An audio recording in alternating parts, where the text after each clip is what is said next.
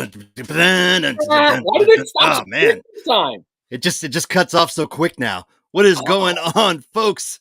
Yeah, I changed it up a little. No more fade. It just all of a sudden drops out. What is going on, everybody? It is Friday night, 7:30. You know what that means. It's time for the Panhandle Fishing Report. I'm your host, Mike Smith of Smitty Surf Fishing, and with me always is my co-host. Going on, everybody? Demo from Finding Demo Surf Fishing. Welcome to Friday. Friday. That's right. Man, it was a little bit of a lag. I was like, he's with me, right? Yeah. We're not lagging. You and me both, Blaine.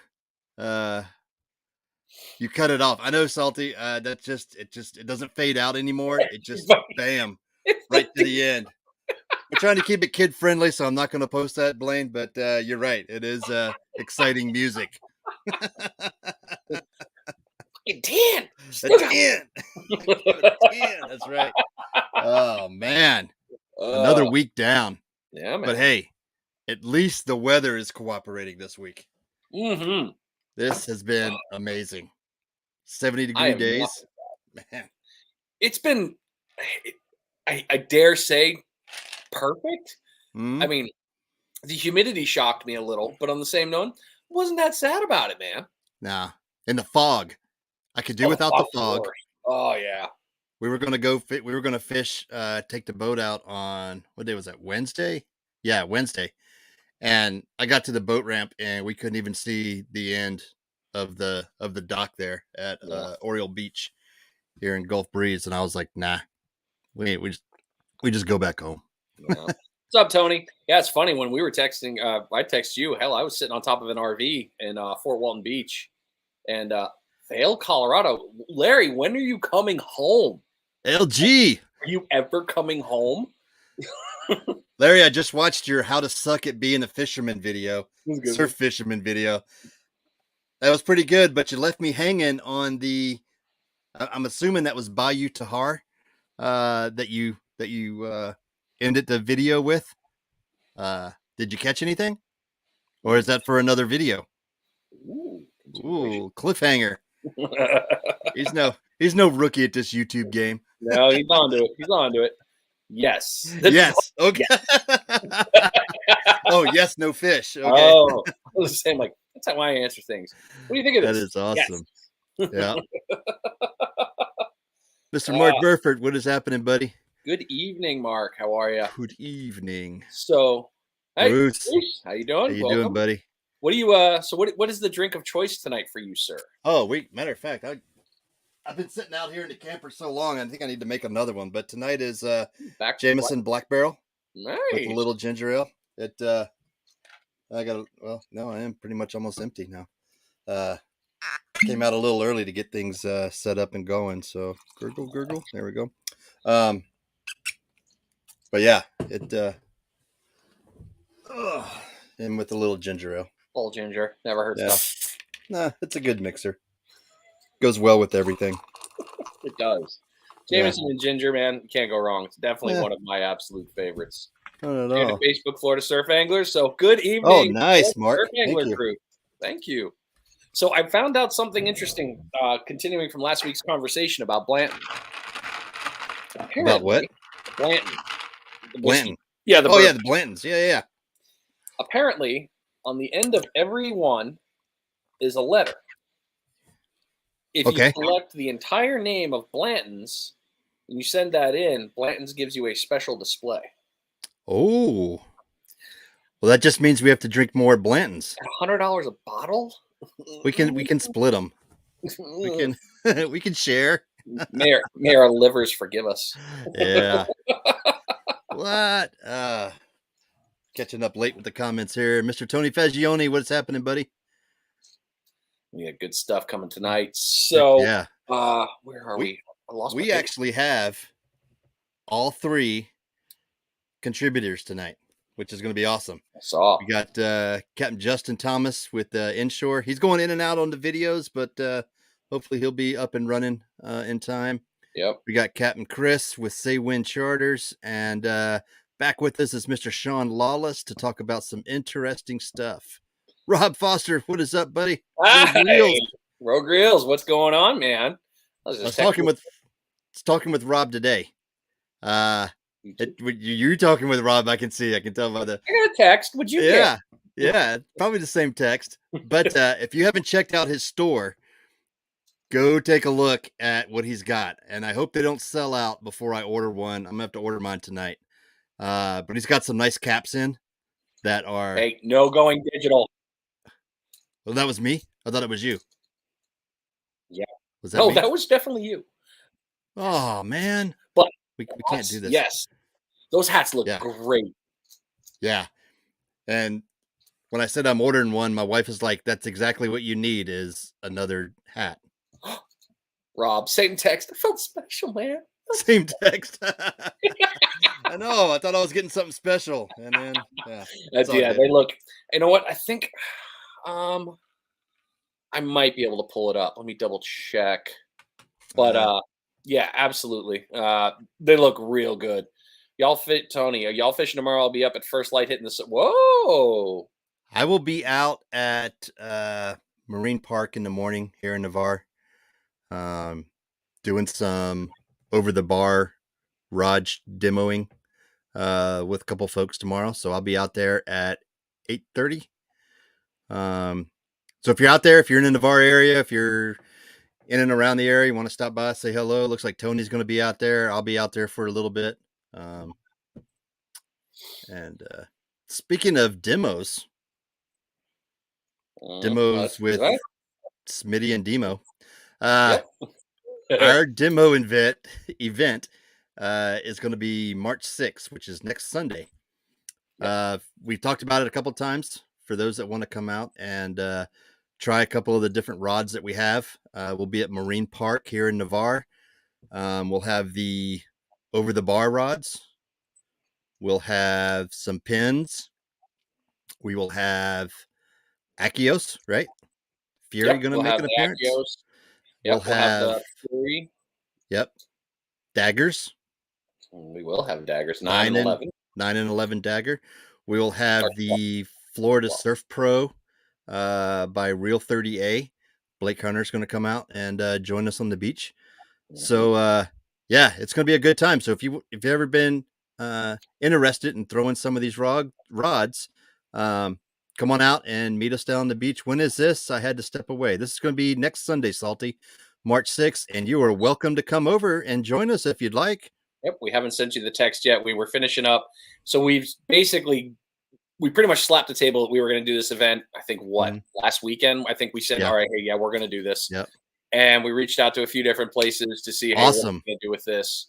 So, so Salty, we'll have some TFOs out there too. There you go. Bring your own reel. Now we'll have some reels, but we'll have all the. Yeah, go ahead. Be ready. Yeah, we'll have reels. I've got all mine, and I have 2 spares that I will bring just in case. So we'll have those ones. I know you've got a couple spares, so we could probably we'll have spares. We'll have everything ready. Tony, bringing the run. Nice. There you go. Now go ahead. No, you.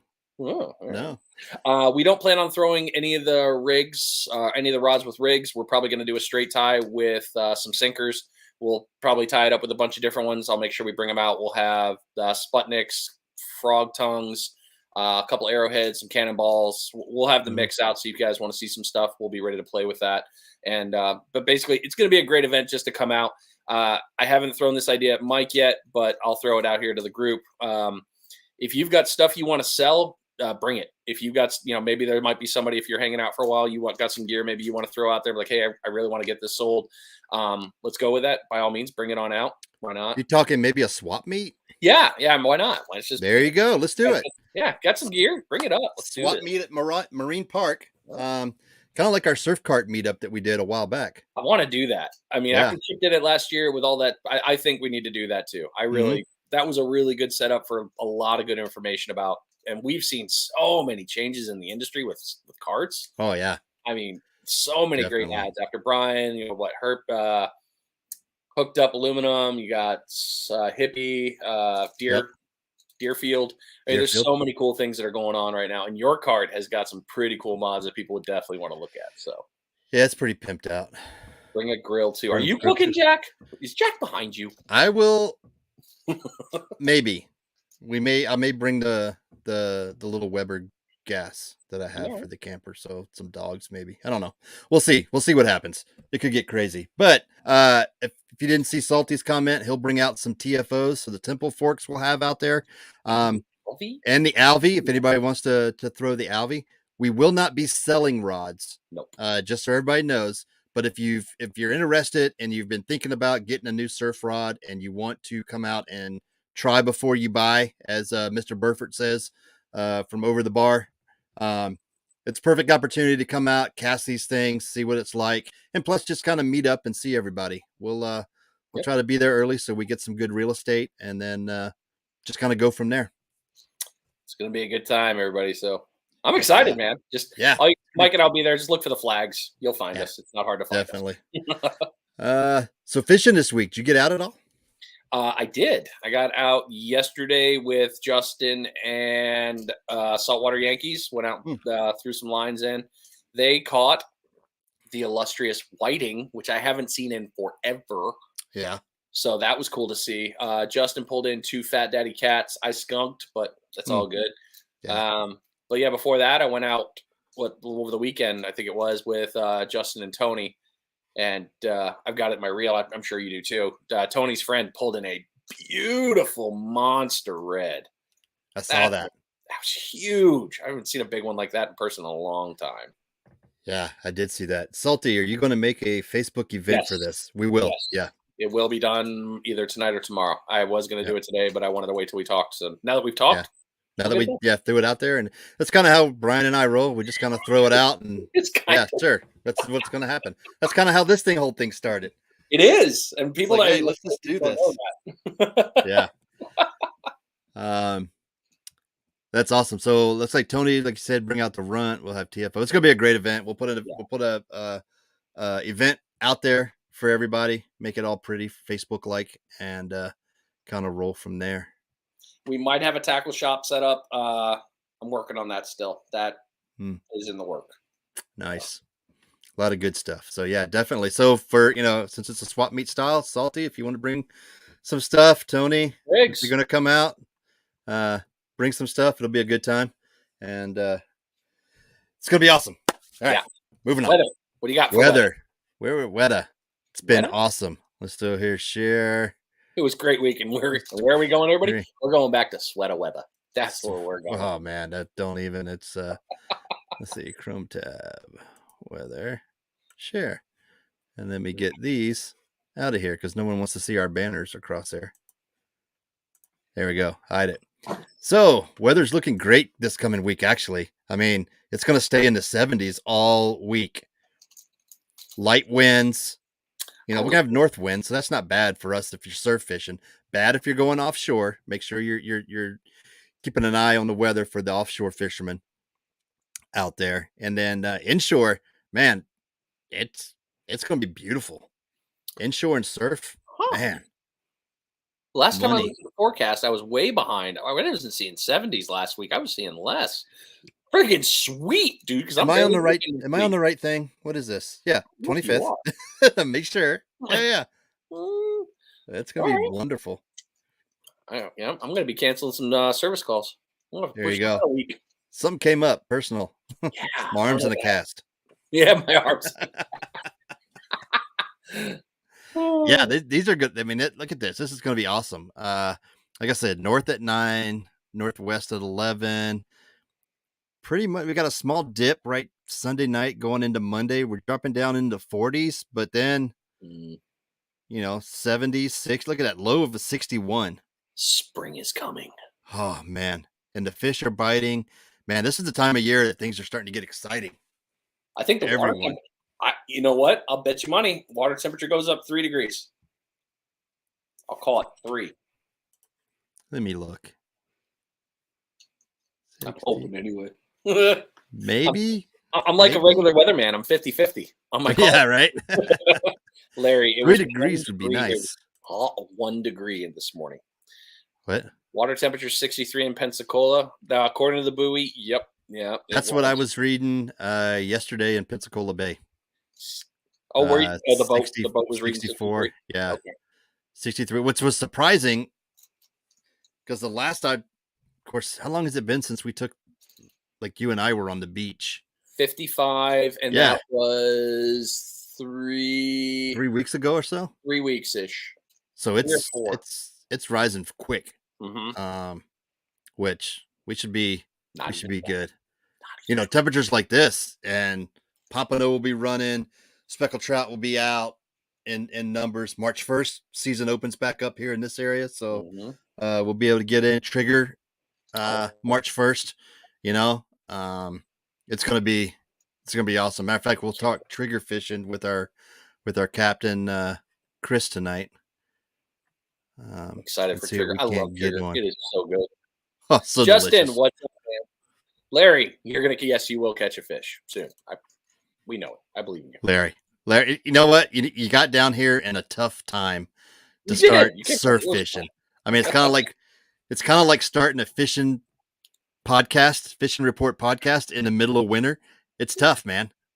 but we've shown success in the winter, which means we have. Summer is gonna be glorious. Off the chain, as the kids say. I think that's what they say. Something like them that. Youngins say. Yeah, off the hook. All right.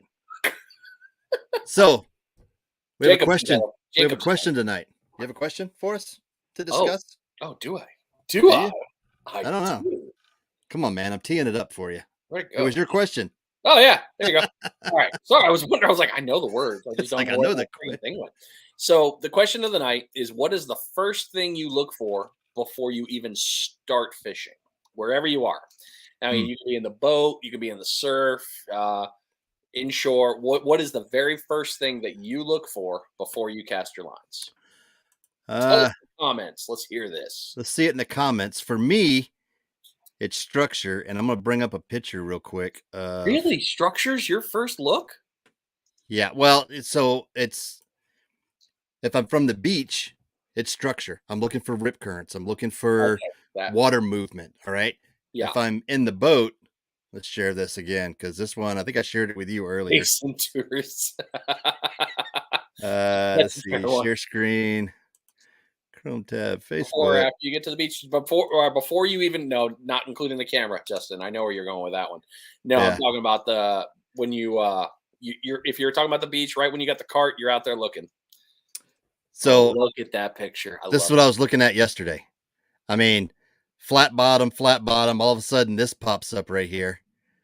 I get some nice fish, and then this is all fish. The drop, I mean, it was crazy. We're in 60 foot of water, and what was I reading? 66.5 actually was what water temp was. That's warm. But that was beautiful, and that held a spot. That was one of those that was unmarked. That was one of those things that anyone can tell you that runs along and fishes. When you come across spots like that are no one else has marked, at least you think no one else has marked, those are gold mines, man. Yeah, I'll buy that one. Yeah. I'm not sad to see it. I'll notice your GPS coordinates were not in that picture. What happened? No, they weren't. It was cropped that way for a reason. All right, so what do we got here? So we got Larry with birds, Jason with tourists. Yep. Justin, okay. I answered that one. Rob, bait and currents. Okay. Bait and currents. I'm guessing talking about what you see in the water there for that. Okay. Which way the current's pushing. Justin's going with structure. Okay. Nice. How about you? What did you answer? No, my answer, I'm looking for rips. I want to see the current. I want as much as, well, I'd say rips and like I always say, the highway exits, the cuts that come in our clear days. I love those highway exits from the back bar, man. Just every time we've ever had them. Yeah. I know that I'm going to hit there. And when I stagger them in between those little points, it's just been a good spot to get. So I missed that with remember last year we had this picture of Portofino, that aerial, and it was just like cut. It was like, okay, I want to rod here. Oh man, that was so sexy. That was nice. It's about time for that picture to resurface. We're getting into spring break.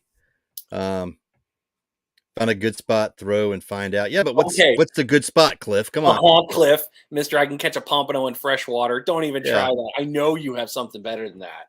Yeah. Well, I just show up to the beach, throw my line out, see what happens. He kind of does. I mean, I'll give it. Cliff is a hell of an angler, like dangerously good. He is. If you haven't, make sure the conditions number one are supposed to be from the night before the forecast. Yeah, that's a good one. Yeah, absolutely. Like, hey, I'm gonna go out here, and it's supposed to be light winds, and boom, next thing you know, it's blowing gale. Mike Responte, always find the structure, find the current and or unique water flow. Good call, like that one. Number 2, watercolor, Cliff, structure. Yeah. And I think structure being it's so funny how important structure is for the surf. Yeah. Yeah. Yeah, especially in the surf.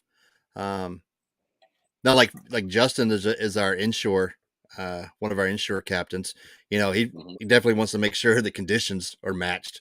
You know, you show up in the morning, okay, things are going well. Probably the first thing he checks the weather report, like a majority of us.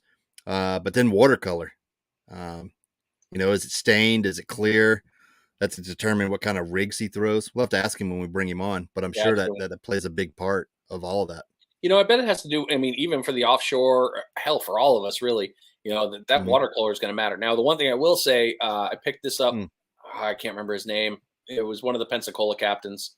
But he was telling me, we were talking about bait in an offshore, and he's like, dude, you go 30 feet down, the color doesn't matter anymore. He's like, got to look at the spectrums. I was like, that's a good point. Yeah. Think of that. He's like, your red's not red. But that's true. So watercolor. Yesterday we were fishing, well, right on the backside of Fort Pickens, basically. Okay. Between there and the Navy base, running back and forth, looking for some stuff out there. It was amazing to see the water line coming in from the Gulf and then moving out from the bay, and where that line it was mixing, and you were bright green, emerald green, and then all of a sudden you were brown. Oh wow. Where the bay water was mixing with that clear water. Dude, it was awesome to see. And of course the seagulls are sitting right there because that's a nice weed line. And I would thought for sure there'd be some fish in there.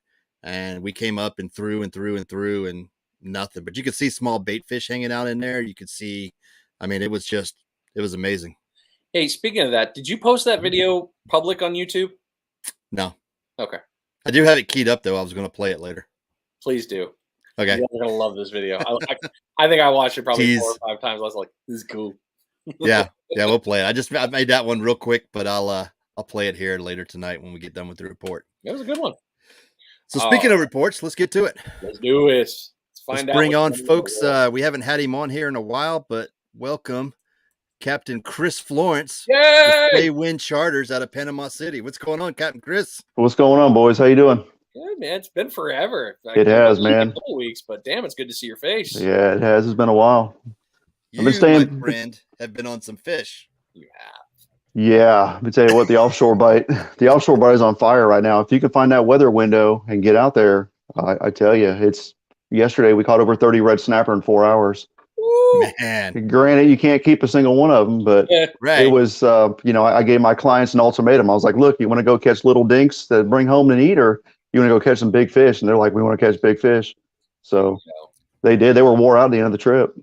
That was awesome. How many steps, you were telling us beforehand, how many steps did you put on your Apple Watch yesterday? Oh, yeah. So I got a Garmin watch for Christmas, and it was over 6,000 steps on my 27-foot center console in 4 hours, just running back and forth, rebaiting, dehooking. Yeah, it was madness. Yeah. So for those that think, taking people out fishing is an easy gig, man. It is tough. No, not at all. I'd like to have one of those just to see how many steps we do on the beach. I might have to invest in that just to see. This thing is great. It tells you everything: barometric pressure, your tides, your currents, sunset, sunrise, everything. That is awesome. And this Garmin watch, I have to recharge it every 2 weeks. Oh, that's not bad. 14 days. 14 days it lasts. Yep. That's a huge step up from where Nice. So running out there in Panama City, how far out you going? I was in about 75 feet of water. We're about 8 miles offshore and about 12 miles southeast.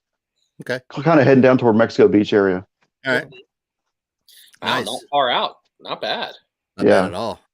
Yeah, and I got hit by that. You guys mentioned fog earlier. I got hit by the fog yesterday, 12 miles out, and I couldn't see 20 feet in front of the boat. Yeah. So do you have radar on your boat? I do. Yeah, I do. Yeah. It's amazing. You know, we were going over, and we'll talk to Sean Lawless here later on in the show, but he mentioned, you know, the fishing Destin today, and we were running out to Panama City to take care of some stuff, and it was clear here at my house in Navarre. And as soon as we hit Okaloosa Island, dude, they were fogged in. Like, I don't know how. And then you get to Destin, and I was like, well, I'm sure a lot of these captains going out or were fogged in as well. And no, boats are still zipping in and out and taking care. I don't know how y'all do it going out like that. I mean, the radar's got to help, but it's just radar it's dangerous. It's a game changer. You can see everything. It's like running in pitch black with no moon. You can see everything, every boat, every buoy, every marker, everything. Yeah, it's amazing. That's awesome. It's definitely something to have if you're definitely an offshore guy. Yeah, for sure. Including weather like thunderstorms. You can see that coming. I can see it coming from 48 miles away. Nice. Enough time to get the throttle pushed up just a little bit. Yeah, absolutely. If you feel the wind from it, it's too late. Yeah, it's too late. Yeah. And then, you know, so snapper bite, hot, trigger season next week opens. Are you ready? Oh yeah, I'm ready. We caught probably 15 or 20 of them yesterday. And of course, 90% of them are like 14 and a half inches, 14 and 3/4. You know, it's like, it is what it is. One per person. It's really aggravating for the amount that we have here, but yeah, I'm ready for them. I'm definitely ready for them. So we got a question here for you. Mm-hmm. Can your radar see abandoned crab pots? Negative. Negative. No, I didn't think so. Did you hit one or something? Is that why? Is that why Justin brought it up? Because I feel like there's an inside joke on this. No. It just laughed. Okay. Oh man, it's all good. So trigger is what? Yeah, go ahead. The minimum start on trigger is 15, right? Or is it 16? 15 inches to the fork. To the fork, okay. To the fork. And they kept it one still. One per person. And the East Coast numbers are ridiculous. I don't remember exactly what it is, but it's like 10 per person. 10. I got 12-inch limit or 12-inch limit or something like that. It's crazy. Yeah, that's what we had Captain Brandon on with us 2 weeks ago or so, and he was talking that same thing. Like, man, it's you know, and he brought up an interesting fact. You know, a lot of people I think use cut squid to put down for trigger cut bait and stuff. Yeah, some sort of cut bait. And he was talking about jigging. Do you do much jigging for trigger? So I watched that episode, and when he said that, I kind of giggled a little bit. And a few years back, I was slow jigging for grouper, and I caught a friggin' triggerfish, and I was like, dropped it down again, caught another triggerfish, and I was like, wait a minute, something's going on here. So over the past few years, I don't do it as much. We still use cut bait and chunk bait, but when the clients start getting bored, I'll put on a jig, and they'll jig, and we'll catch triggerfish. Yep. Yeah. Absolutely. Yep. It to me, like I brought up in the episode with him, it seems to be more entertaining for folks. It is. I would think. Yeah. It is. Yeah, absolutely. I thought maybe he was giving away a trade secret or something. The way you kind of responded. Yeah. Not a lot of people know about it. I found out by accident. We were just I was trying to jig up a grouper. Just slow pitch jigging, and we were catching, legal size triggerfish. And I'm talking my jigs have like 5/0 hooks on them, and I'm still catching triggerfish. They got a little small mouths, and I was like, wait a minute, something's going on here. So I went and bought some smaller jigs, just experimenting with some smaller hooks, and we tear them up. So let me do your I keep looking down, scratch myself. Do your jigs have bucktail on them? Some do, and some do, and some don't. Yeah. I was talking to another captain about that, and I was like, "Hey, man, one of our contributors brought this up." I said, "Is that something that you normally do too?" And he's like, "Oh yeah." He had the same reaction you did. When it gets slow and you want to get the clients, engaged and stuff and get them out there. He said, but the thing he finds is when you're doing that, especially if you're using the stuff with the bucktail on them, those little reef fish will tear that thing up to where next thing you know, you bring it up and all you have is like your hook and the bucktail just kind of stops flush. Yeah, they don't last very long. That's why the ones I don't have bucktails on used to have bucktails on. Right. So. Yeah. That's awesome. Yeah, Ryan, Casting Assassin was talking to me about that when we went out on the YouTube trip. He went out with a slow pitch. I mean, he was just killing it. AJ, triggers, and it was just amazing to watch it. Salty was doing, Brad, all of them were doing these jigging, and it was just a kill fest. It was amazing to see it. You know, I'm out with squid, and they're just getting after it. So you talk about jigging and all that one. I think it's one of those ones that not a lot of people think that you can do out there in that depth, but you really can, and it's really going. Oh yeah, I would think you just have to have. Was that me? Okay, good, you're welcome. Oh, I would think it would just be you need a heavy jig, because the current is massive going down there, isn't it? Yeah. Sometimes, like when I figured it out, I was in I think I was in 130 feet of water, and there was no current. I mean, it was nothing. Wow. But I'm still using like I don't remember what size jig it was, but it's almost half the size of my hand. I can't remember what the weight was on it, but anyway, yeah. Something I would guess probably like a 2-3 ounce, or would you do heavier? No, it's probably in a 5 to 7 ounce range. There you go. Yeah. Okay. Just those slow pitch jigs with like 5/0 hooks on them. A lot of weight, a lot of speed. Got it. Yeah. And we catch a ton of fish on those jigs. I mean, anywhere from red snapper to vermilion snapper, AJs, triggers, you name it. They'll eat it. Cobia, I've caught cobia like that before too on the wrecks. You know, it's such a versatile bait. It's very versatile because of what it mimics. Everybody wants that easy meal, and if you're just bouncing a butterfly flutter like that, that's an injured fish. That's an easy meal for them. Oh, absolutely.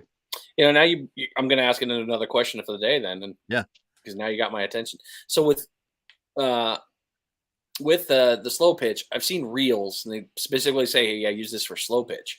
Is there a big deal when it comes to differences between slow pitch reel or spinning reel or anything like that? Does it make a difference? I'm sure it does. I'm just now starting to get into that game, and I watched a lot of these YouTube videos. These guys are using these skinny lightweight rods with these conventional reels. All of my reels are spinners. I do have 2 conventionals on the boat that I use, but either way, we're still catching them. Okay. So I really don't think it matters too much. I'm sure it does. It's kind of a new game for me. I'm slowly getting into it. I would like to get one of those, slow pitch jig rods, but I don't know. We don't do enough of it because mostly we're targeting, the grouper and a snapper, which we still catch them on, but I don't really venture that far off, too far. I can only stay in state waters right now. I'm not federally permitted. Yeah. Okay. So we don't do a lot of deep jigging here unless I'm, with buddies or friends, we're doing, just a friends and family trip. Right. So, but whatever it is, it's working. You know what I mean? You're catching it is fish. Working. So yeah. I mean, I'm using, all that really matters in the end. I'm using a 6 foot, all my rods are 6 foot, Fitzgerald rods, basically with 6,500s or 7,500 spin, what do you call them? Slammer threes, spin slammer threes. Mm-hmm. Yeah, it looks like a baseball bat with a winch on it, basically. Yeah. But yeah, and those work just fine. Awesome. It all depends on how you move that bait through the water, and that's what's great about slow pitch jigging. Now, if you're high speed jigging, you might want something a little bit different. Yeah. So, but I really don't get into that too much. It's not the size of the rod; it's how you use it. It's how you use it, man. Absolutely. Absolutely. Had to get something in there. We were talking about rods, so phrasing. Lana. Anyway, Archer, for those Archer fans out there. Chris, man, 30-some snapper in 4 hours, and you probably threw back, lost it as many. Did you get sharked much while you're out there? No. So I've had a few trips the past couple of weeks, and I have not seen a single shark. Now, that being said, I got a trip tomorrow morning.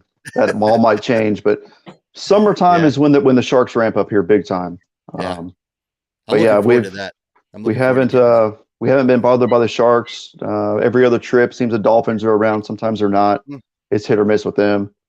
Summertime, you can guarantee it every day you're going to get sharked or dolphined. So yeah, I could. And I'm going to play the clip here in a little bit. But my my son brought up where we were fishing yesterday. Brought up a sand perch and almost to the boat, and then boom, this thing comes out of nowhere. And he was like, "Oh, did you see that?" And yeah, I was shocked how big that thing was. You see them offshore, jump in, and you see them, eating and coming up like that. Dolphin, yeah. But this dolphin had to be 10 foot. Oh yeah. I was like, "Holy crap, this thing is!" And it didn't leave my boat either. It stuck around for the whole trip. Every spot we went to, that son of a bitch came up in the back. Yeah, you can't move 100 yards. They will follow the boat. I've literally had like a pack of them sit behind the boat like dogs, just waiting for us to release snapper, and they'll just pick them off. So you'll have to. Sure, I was at SeaWorld. Yeah, you got to pull your gear. You got to run some miles to get away from them. There's no way around it. They will follow you. Awesome, absolutely. Buddy. But we're catching those. Yeah, no problem. I mean, we're catching those snapper on just cigar minnows. Yeah. Squid and bonita chunks. That's it. No live bait whatsoever. Are you using like a 5/0 hook, 4/0 hooks? What do you? Actually, we were trying to fish for porgies and vermilions too, and we had a 2/0 hook. Wow. So yeah, we were trying to bring some keepers home, so you have some dinner. But the red snapper are so aggressive right now, we couldn't even get to them. Yeah, and until June when the season opens. Until June, and then it's nothing. Yeah. Exactly. It'll be the same with the trigger. All the 15s know it's like, hold up. Oh, it's March. We gotta go. I know. We gotta go. We gotta bounce. Like right now, I can say I got red snapper on lockdown until June hits, and it'll be like, they were here yesterday. Where'd they go? Ghost town. They know. They know. Well, that's the good thing about being offshore. You get up over some structure, you can catch something. Yeah. You can keep your clients engaged. You can keep your clients on some fish, have a good time, and just give them a good experience. To me, that's what it's all about. Yeah, I'm waiting for this water to warm up. I'm waiting for the pelagics to show up. Spanish mackerels will be here pretty soon. Yeah. Once that water temp hits about 67, we're waiting for the squid to come in. Once the squid come in, they're here in small numbers, but they haven't really showed up yet. Once the squid are here, the Spanish mackerel come in behind them. So it's usually sometime in March. They should show up once the water temp's about 67 and a little bit higher. And then hopefully the king mackerel show up, and then June, your mahi will start showing up. So, yeah, it's funny you bring up the squid. Okaloosa Pier posted they got their first squid. Somebody was jigging up the other night. So, and that's what I messaged Brian. I said, won't be long now, boys. Once the squid show up, we're gonna be in the fish, and that just brings in everything.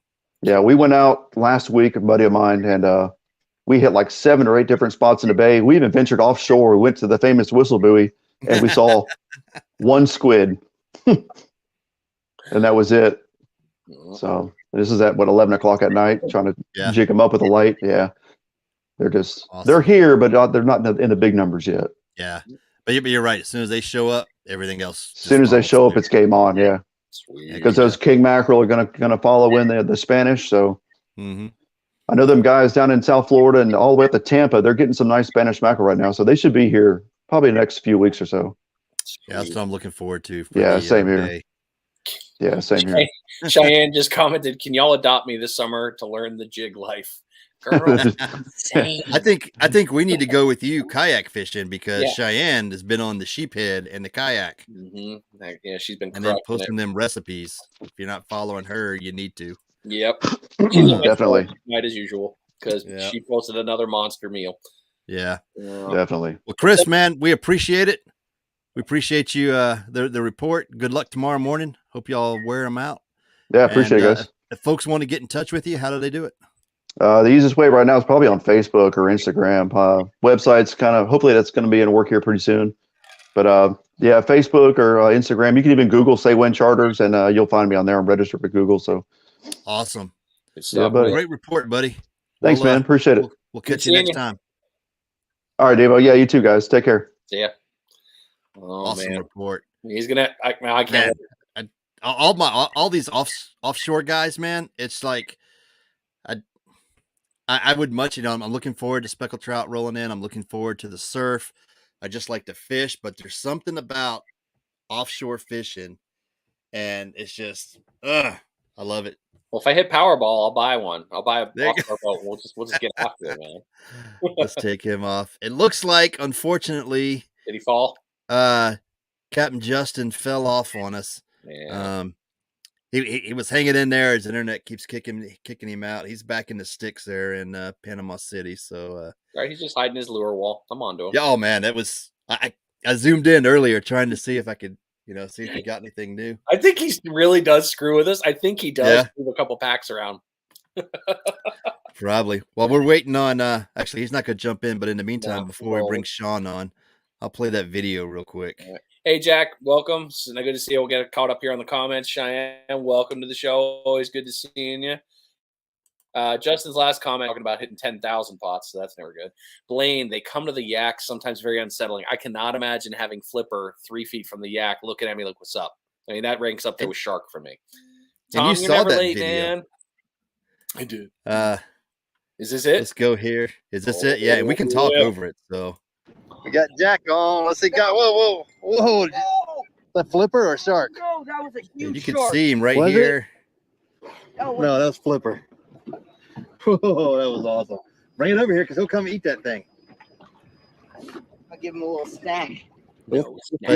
But there he is, sitting right there. Dolphin. You can see where my pointer, and he just sits there. Look at it. He wants our snack. Oh, that's so cool. This is a nice little sand perch down there munching. He's like, hey, give me that. Sitting right here by give me the boat. that perch. Thinking, where's my food? you're not allowed to feed animals. You owe me a tax. So we won't be feeding Flipper. But it's cool to see him down there. He's just staring at you like, yeah, I will come on that boat and I will take that fish from you. And I even threw the fish out on the other side of the boat because I was trying to give him a chance. Just under the water. And you can watch almost at the end of the video, he darts under the boat. Yeah, he knew as soon as you launched. He was like, I know what that is. Yeah. Nice little sand perch though. That was a good looking sand perch. See? Got the blue colors in there. He's just staring at some Jack. I know. Poor Jack. And then he ran around to the other side of the boat, and he was just like, or she, I don't know. It just L. Yeah. Well, but yeah, good stuff. Craig, to answer your question, that would be Miss Cheyenne Rebecca. She's also in the comments. Oh crap. Southern Yankee. What is the other one? The food one. Cheyenne, post the food one. I can't believe I'm forgetting right now. I know I'm better. I know I'm better than that, but I'm sorry. Please post it. Larry, what do you consider a perfect size offshore boat? For me, if I was going offshore, I'd want a deep hull, more size than hull. I'd want a deeper hull, and I'd probably want to be, I'd probably want to be around 28 at the minimum. That's me, though. That's a big one. I don't know why, but I've always felt, I grew up, when we were fishing New England, my grandfather and on his boat, I think the smallest he had was his Bayliner, and I believe that was only about 18 or 20. But it was a deep hull, so you never really had to worry. And that's one of the things I've always remembered. If you're going to go off there, you want a deeper hull to cut through the water to be able to handle. You don't want that shallow bottom. You want to be able to maintain some there with the planes and all that. But anybody else, by all means, please comment. Let us know. I think 22 to 24. Yeah. Southern Yankee, there it is. Would be the minimum, right in that area. Ideally, I'd probably like 27 to 30. If I could afford it, a nice, big deep Cape Horn, that's open, fishing boat. There's so many great boats out there, but that would be, if I was going to do something. But I'm always looking as a business, I guess, right? Not necessarily fish, but if I'm going to go out there, I want to be able to take 6 people out. I want to be able to take, at a minimum, run out there, put people on fish, and do it that way. So, Jack, I've had videos of them right next to the kayak within touching distance. Yeah. Have that thing, that dolphin that zipped by as that thing was coming up, and I think Jack posted it earlier. He said tournament winning fish taken right off the hook. All that. That is that's my fear of being in a kayak, being offshore like that. And we'll ask Sean that question when we bring him up next. Well, let's bring him up. I mean, let's bring him up. I see him grinning in the back in the green room. What is up, Sean? What's going on? What's up, Lawless? You're talking about dolphins and kayak. Oh yeah, I was reminiscing. You got a good story? Reminiscing. Well, most of mine are on the offshore reefs or with sharks, and having them getting ready to pull a red snapper out of the water, and 9-foot bull shark just comes right up and says no. Yeah. This is mine. Yeah. That is crazy. I had one day where I literally gave up. I had 4 snapper bit in half, and the last one was probably close to 30 inches. It was a big one. And yeah. And then right after that, another one came, bull shark bumped my kayak, and that's when I was like, okay, time to go. We're done.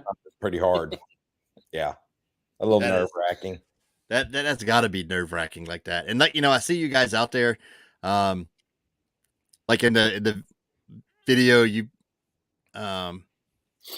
with the Blackfin Tuna that we're going to talk about tonight, and you guys catching those things. And I can only imagine you're fighting it for so long, and you, Jack, Matt, Brad, all you guys out there. But you're fighting that fish so long, eventually something's going to notice, hey, something's struggling over there, and it's going to come take a bite. You all got your fish in without a shark, which is amazing. I think it's just because of the time of year. Yeah. They aren't that plentiful right now with the water temperature and all. So yeah. No. Yeah, that's amazing. If the water was warmer, they'd be all over it. At least he's not wearing a man. Jack is dogging you on your Dallas team. Oh boy, really? At least my team has a name. He's a Washington fan, so. Hey, but now we're the Commanders or whatever it is. It again next year. I hope so. Like the Commanders. Because I think what they're going to do is they're going to change it every year. They have a losing record. So, that'll be next year. 10 years, 10 names. Yeah. It's all about the rebranding, man. Making people buy new uniforms, new favorite jerseys right there. It's just a matter of making money. So what do we got in the surf? Well, my surf this week amounted to about a 10-inch whiting. That's whiting. That's 2 trips and about. Oh, that's out of 2 trips. Yeah. 2 trips. Oh yeah. I dropped. That's how rough it is. I dropped some bonita too. Past the second sandbar, didn't get touched. Yeah, it was tough this week. Isn't it amazing you can drop such a large bait like that and nothing hit it? When about a month ago, at least a sandbar shark you'd have caught. Yeah. Yeah. Speaking of that, did you? If you guys haven't gone and seen the Lawless Tide, there's a great picture you shared not too long ago with quite the hairdo there, man. You a little envy going there. Yeah, I miss it, but my wife, my wife doesn't. So yeah. That was quite the hairdo. I was like, that's cool. That's cool. Yeah. Oh yeah, the guys at the fire department loved it. I bet. So, Blackfin Tuna has been the talk the last couple of weeks here, and tell us the story about you guys going out and getting on them. Yeah, I was just the beneficiary of some guys sharing some information with me that they're Blackfin are here, and I'm pretty much completely new to the whole Blackfin thing. So I thought we were going out to just basically catch some big bonita, and there's a big difference when you get one of those on the end of your line between that and a bonita. Yeah, but yeah, I've been told that it's really unusual for this time of year for the Blackfin to be in this late in the year. But I mean, I'm not complaining. It's I hope it becomes a regular thing. But I went out last year once, but it was in the late fall when they normally catch them. But I never hooked up. But I guess they had that one day on the pier where they caught, I don't know how many, but it was ridiculous. And you know, that pier, I don't know how far out that pier goes, but 1,500 feet, 1,589. Okay. So that's, you know, well within easy kayaking distance. Yeah. So I just met, I went with Jack one day, and the surf was rocking, and a couple guys flipped going out. I decided to wait because there was too many people on the beach to see me roll. And I just waited. And by the time I got out there, it was done. The bite was over. I mean, it's over at like 7:15, 7:30. That fast, huh? Yeah. Sun came up. Yeah, they were all catching them that day, but I got out there too late. So it was, I think 2 days later on Monday, I went out and right at daylight, I hooked up immediately. And it was about a 30-minute fight. It took forever. It was just a stalemate under the kayak. Really? I had my drag, you know, about as tight as it would go. And he wasn't pulling any more drag, but I mean, you couldn't pull him up. He was just doing, you know, the circles underneath the kayak. And finally he wore out and I got him up. And then the next day I was a little more aggressive with it and cut the time down to about probably 15 minutes. So, oh, wow. But so, yeah, it was awesome. I mean, you're just trolling. We're trolling crankbaits, the X wraps, and you're just trolling around. Just everybody's just kind of doing their own thing, trolling, trying to find them. And because there wasn't a whole lot of birds, or there weren't any birds those last 2 days, and they look for birds and loons, you know, diving down, and dolphins. And you actually go to where the dolphins are, they said, and you troll through, and that's where the blackfin are too. But there wasn't any indicators when that Monday and Tuesday, so we were just kind of blind trolling. Just go out to 55 feet of water and then come back into 40 feet, and you just didn't know when you were going to hook up, but you knew it when you did. That drag just started ripping. Just start screaming. Cool. What size X wraps? Oh, you would ask me that. Yes, definitely. Actually, one of our, but this big. Yeah. About 6-8 inches. Yeah. It. And the guys that had the best luck, I know, were doing the X wrap long cast. Okay. And white seemed to be the magic color. Yeah, I heard that. Yeah. Yeah. Nice. Blaine Roberts just said, I've unsubscribed until he grows it back.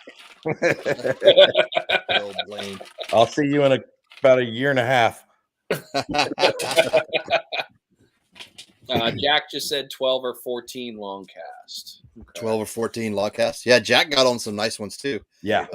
And then you guys had another buddy of his. I can't remember the guy's name, but he got on some nice ones too. He landed two nice ones from a paddle kayak. He was using. Oh, really? He was using Jack's bait runner. Oh no. Yeah, so that's even more impressive. Well, I mean, him and what's his name and Dylan. They were out there in paddles. Just yeah, they were out there Tuesday. Yep, Dylan and Blaine. Jack just posted I lost mine. Yeah, it seems like once word got out, there was a lot of people in the VAR. Yes. Yeah, it got out. It doesn't take long. No, it was funny. We went out, so a bunch of us went out to the pier just to go fish. We were fishing the surf zone, we were just picking off whiting or whatever we could there. And as we're waiting, the line for the pier started getting longer and longer. And they were talking about, you know, the guy out there was reporting it, and somebody had some words like, "Don't you dare! Don't you see a damn thing!" Good old Randy Meredith.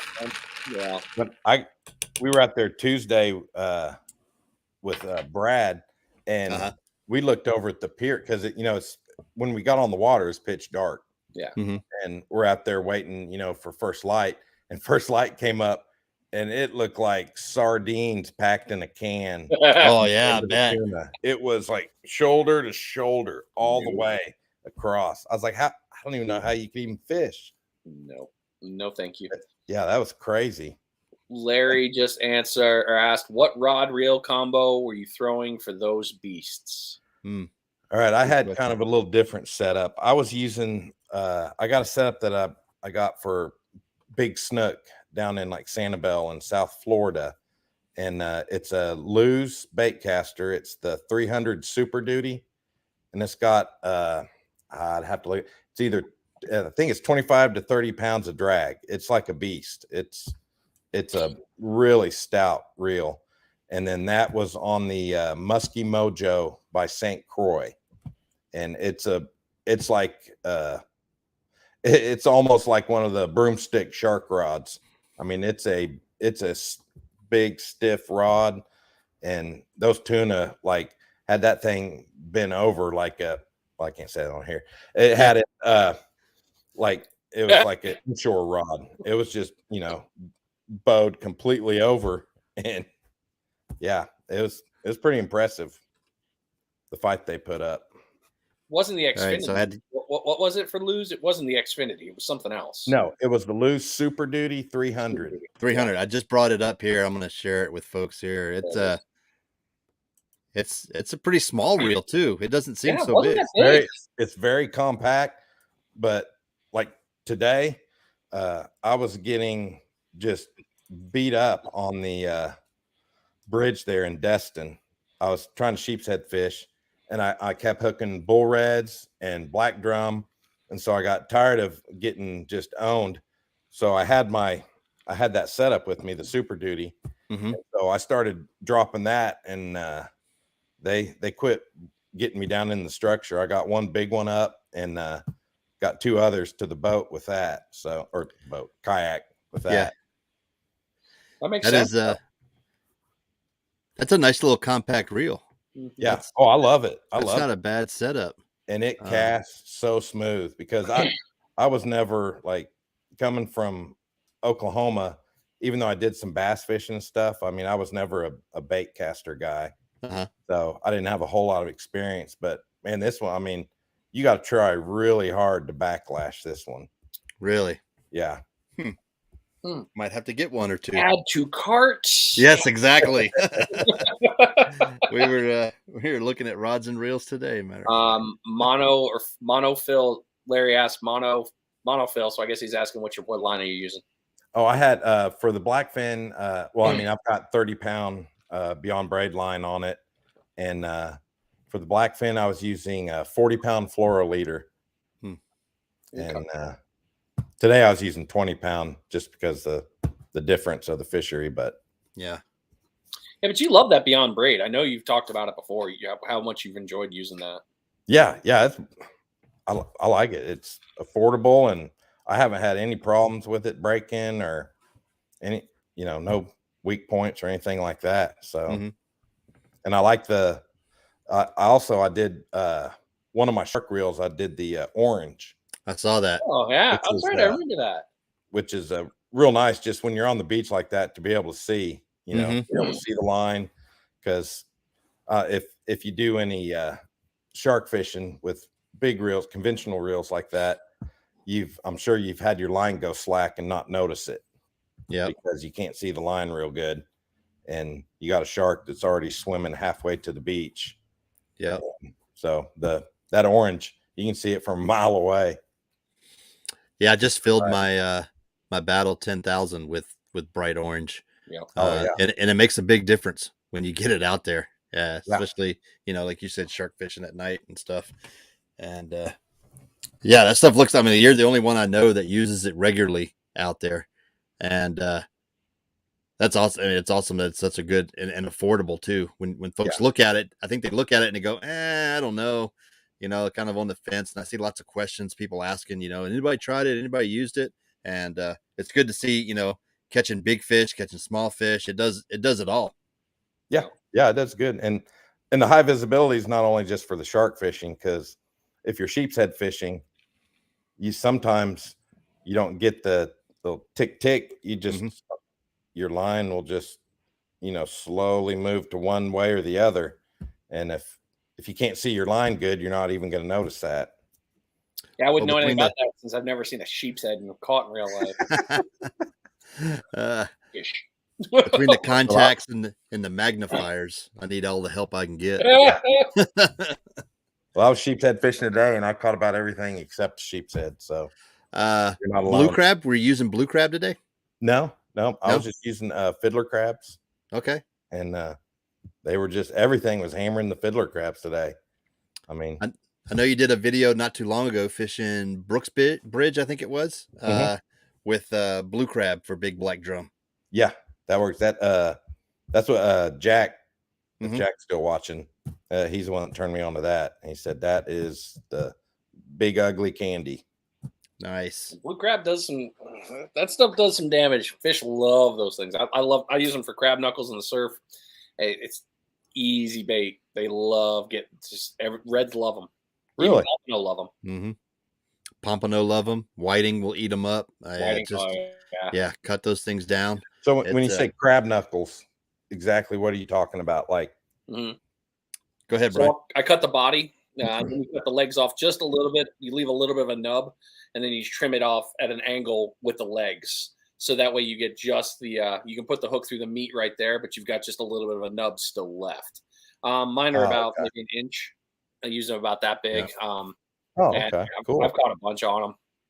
And the nice thing is you can cast like a friggin' banshee like I do because I'm a moron and I friggin' torque cast. And it'll come off. It's great. Well, that's good because now I got something to use the legs for when we're black drum fishing. You just cut the legs off and throw them in the water. Well, you're not using the legs. You're taking the body and then you're cutting it in half. Cut the body in half. Okay. And then cut the leg segments down from the body, if that makes sense. So do I have my scissors? You have your scissors somewhere? I think I got it. I know I did. Like a show and tell here, but basically cut the body in half. Right. And then set that on your table and then take your knife and go right down from the leg, down each leg segment through the body. Angle? What's that? At an angle? You can. It gets you more of you kind of go at an angle to get you more of the meat there. But yeah, Pompano love crab knuckles. Whiting love crab knuckles. If you pull a blue crab out of your freezer, man, I'm going to be impressed. You mean that blue crab? Yeah. That little guy? Good. Don't worry about that little guy. Yeah, that little guy. Follow the line of the shell. That's right, Jack. So, there you go. I mean, you can cut basically. Oh, God, Jen's going to be so pissed. So, this thing's solid, too. I cut my camp. Oh, yeah, there went that. See what we go through to make sure you guys have good content and know the baits to use to get out there and catch fish. Holy crap, these are like super frozen. Yeah. So you see there, kind of that. So, you just cut here, or you follow the lines here, and you can cut. I normally cut center mass and then kind of trim it off from there. But you just follow there, and then you can go hook side here or hook side through here to have it come out the top. And it'll just each little leg segment. Yeah. Dude, this thing is so frozen. Yeah. Cool. Learn something every day. There you go. Put it in the microwave for a little bit, man. It'll thaw it out. What could possibly go wrong? You think Jen's going to be mad now? Oh, sorry. That's awesome. But yeah, crab knuckles, they work great for everything. Man, that's my arsenal. There you go.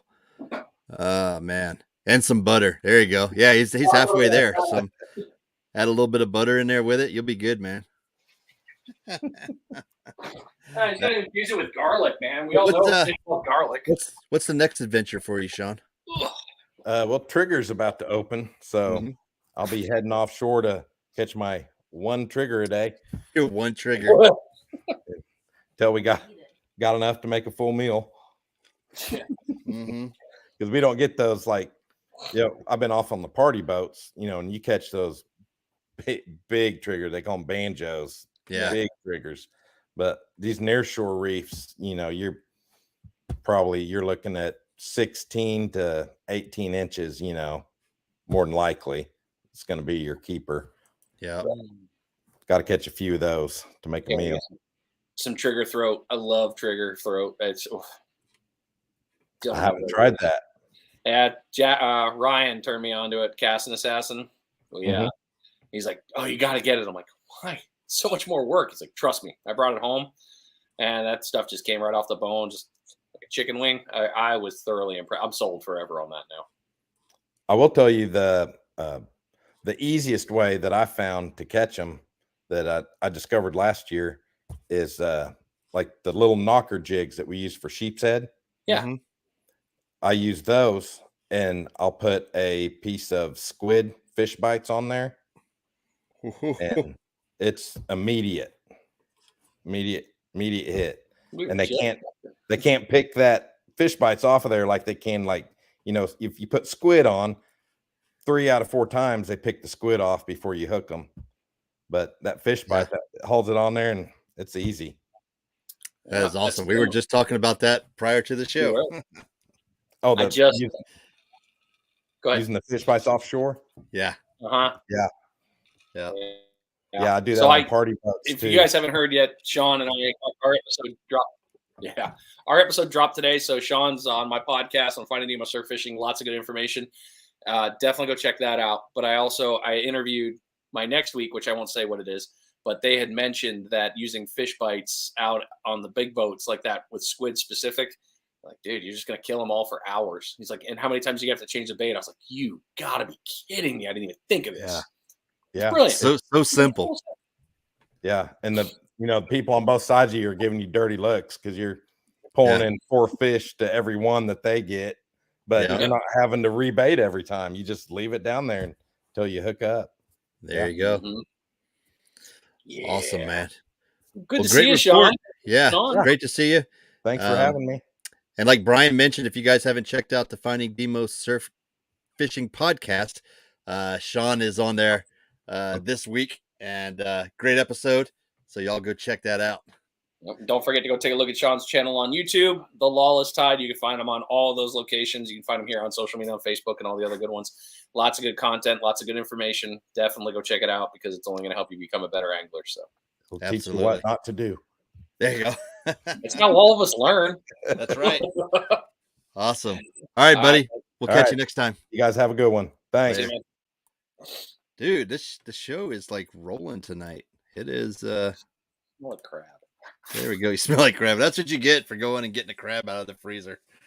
I knew as soon as you got up, I was like, he's gonna come back with a crab. All right, we're rolling into it. I have all the bait. I've got a crab, I got mullet, I think I have clams still actually in there. It's like I will not let myself be limited by bait anymore. I refuse in 2022 to come to the beach without everything. That's the key is bait diversity, man. Tony preaches it. Everybody. If you're gonna go out there, you gotta have some bait with you. I'm gonna go ahead and jump into share my screen. Yeah, man. I got a scroll for you too this week. So nice. All right, what are we showing? Oh, there we go. Saved. All right. Did you organize yours this week at least? I did. Did you? Nice. I did. All right. Captain Justin couldn't get with us this week. Internet difficulties, but if you follow his page, Flat Spot Charters, man, they were on some redfish. Look at that beauty up in the marsh over there. Speckled trout. That's a beauty. Another nice one there. I mean, these are some nice.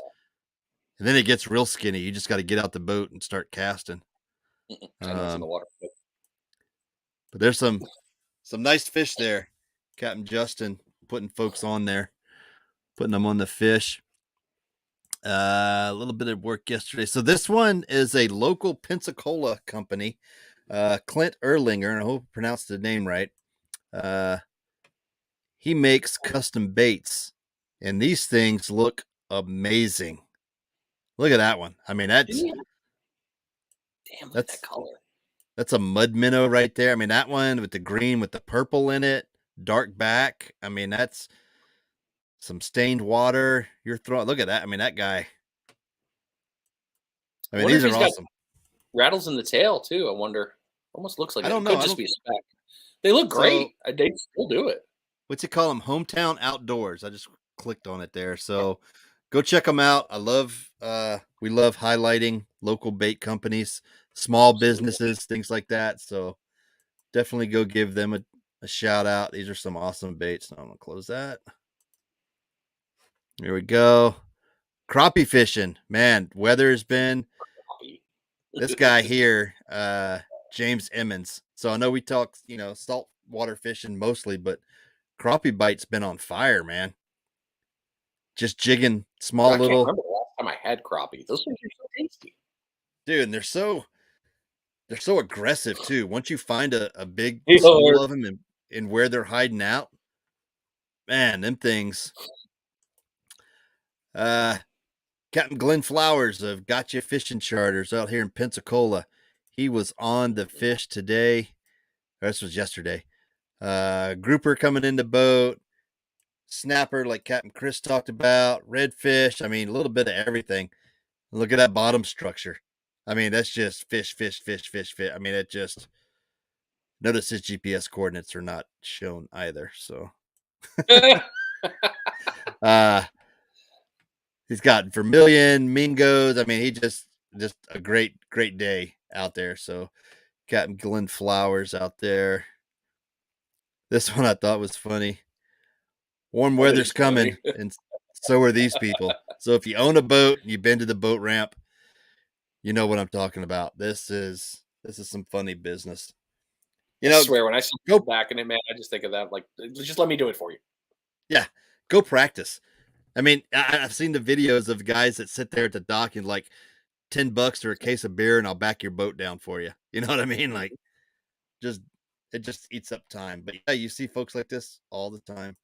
I gotta say, if you're new to it, don't hold the top of your steering wheel. Hold the bottom of your steering wheel. That will prevent you from oversteering. Take your time and hold the bottom, and just remember where you turn. Going that way. Going that way. There you go. These are this is Josh Lee. Ooh, he runs a business out there in Texas. He's selling these Avid reels here. Look at these things are awesome. Custom hydro dipped. That looks more like no, that's an accurate reel. But look at that orange. I mean, with that line, the white. These things are just amazing looking reels. Josh is out of Texas, or if you're interested in something like that, there's a nice slow pitch reel like we were talking. I mean, he's just all over it, man. Great stuff.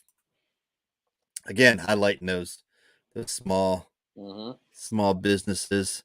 Portuguese man of war washing up on shore, so watch out for them. They'll get you even laying there. They hurt. Fort Pickens producing some nice redfish for Mr. Dave Sizemore. Mm-hmm. Nice one there. And last one. Yep.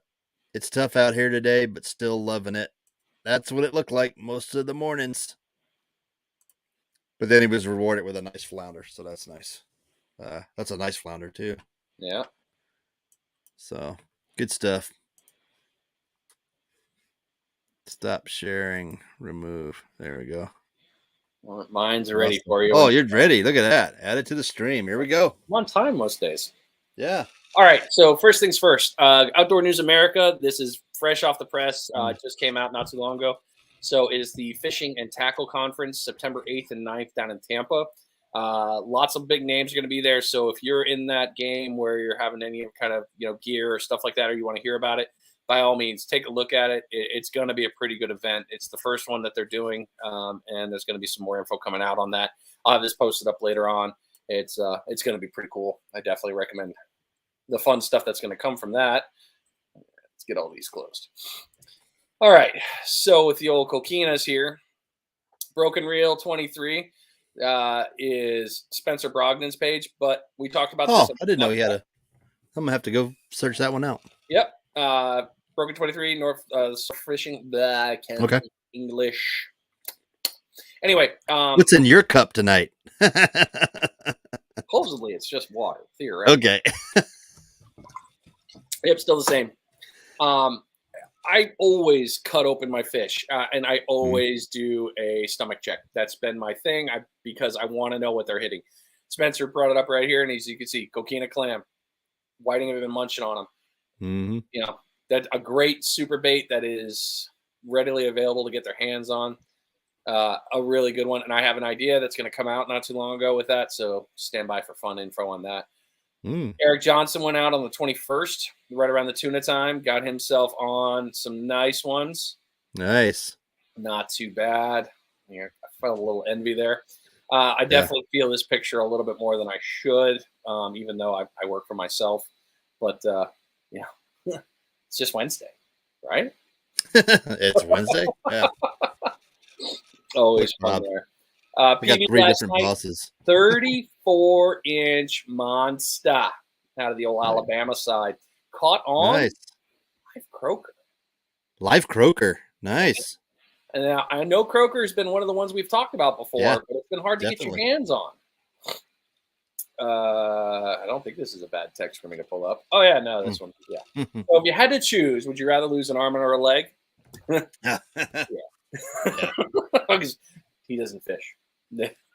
Yeah. He needs both arms to hug his wife. Yeah. Another one from Alabama here, if it'll load.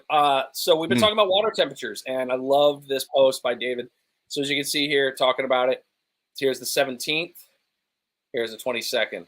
60 degrees here, 63. 3-degree increase in 5 days. So that water temperature is coming up, and by all means, you all know if it's coming up, it's going to be good. Heck yeah! I was definitely stalking the Alabama page, but old G2. I know. Jordan had to see him on the beach, knocking it out after getting his back. Finally, he's feeling better. But stacking up on the whiting, always good. Gotta love them. Whiting are so delicious. Mm-hmm. And I always love when I see a post like this. The first of, whether it's your first ever or the first of 2022, Pam got on a very nice pomp. Good looking. Ooh, nice. Not a bad way to start the year. For like, all right, I'm good to go. Rocking in that one. You've seen a lot of videos coming out lately talking about getting ghost shrimp. And people have asked about these nets. There are a lot of different ways you can do this. Tony Fagioni from Fish Gum came up with a really cool one with a pizza pan and basically a piece of rebar. Cover it with, just like you got here. Just cover it with that pool noodle. It's going to float. The rebar is going to hold it in position so you can squirt the dirt and all that on there. Salt Squatch had a couple of really good videos on it. So if you've been ever wanting to get your hands on that bait, there's tons of information out right now. Go grab it while you can. Yeah. He was out there for 5 hours, and we know it's slow fishing. But, of course, last cast, right? Yeah. Backing up. 1/4 inch shy of upper slot. Great looking red. And, I mean, I've been noticing this. A lot of times in the surf, our reds are silver. Oh, yeah. But with this water changing, I've noticed, like, the red that Tony's friend pulled up definitely hit the golden tint. So they are still doing their color change. I wish I would have looked at the tail. I forgot to see how blue it was. I love that blue tail. Oh, man. Now, we haven't talked about him a lot because he's been hunting. Oh, yeah. He's back, ladies and gentlemen, and it's going to get real. That's right. Jarvis is back. Jarvis. So Jarvis is going to be back in all the good ones. You're going to see a bunch of videos from him. Jarvis has a ton of knowledge to follow. But I saw this video, and all I can think is like, oh, yeah, he's back. Yeah, it's great.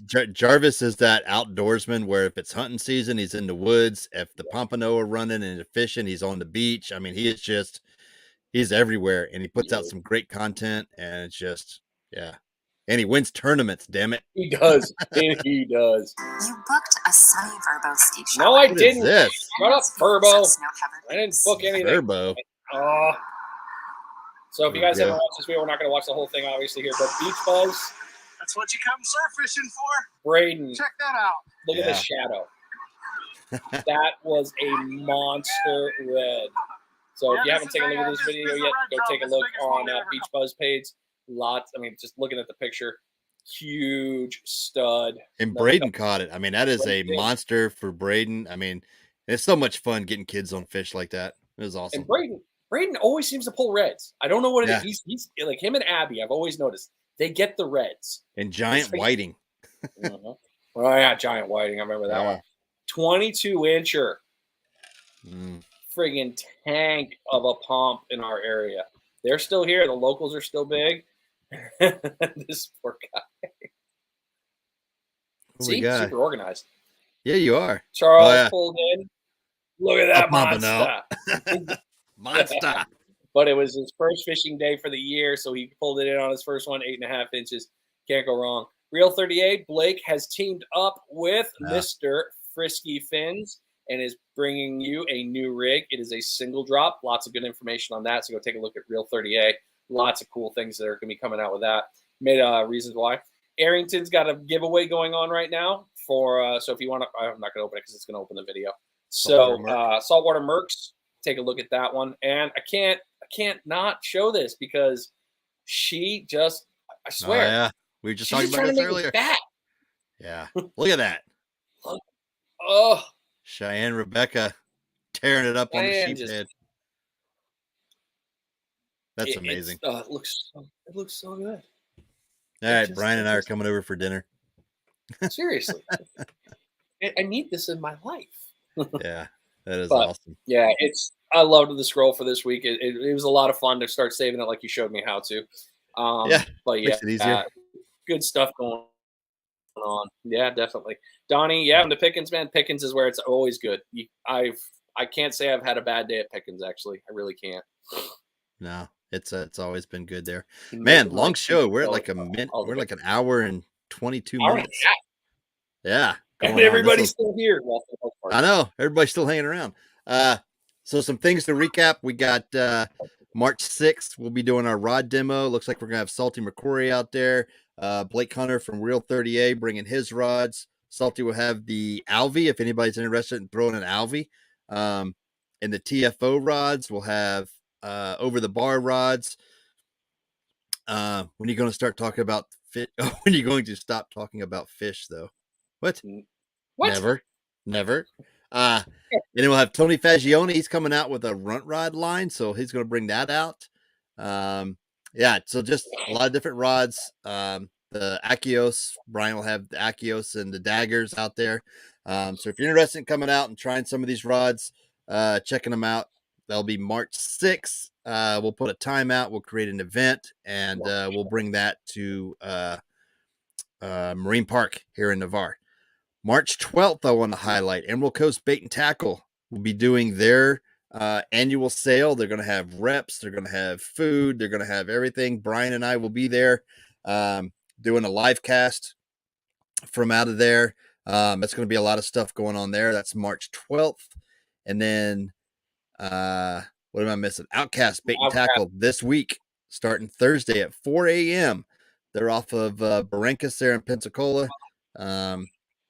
Go check them out. They start their annual sale. A lot of good deals, a lot of rods, a lot of just everything you need, or some things that you don't need until you get there. You don't even know you need them until you get there.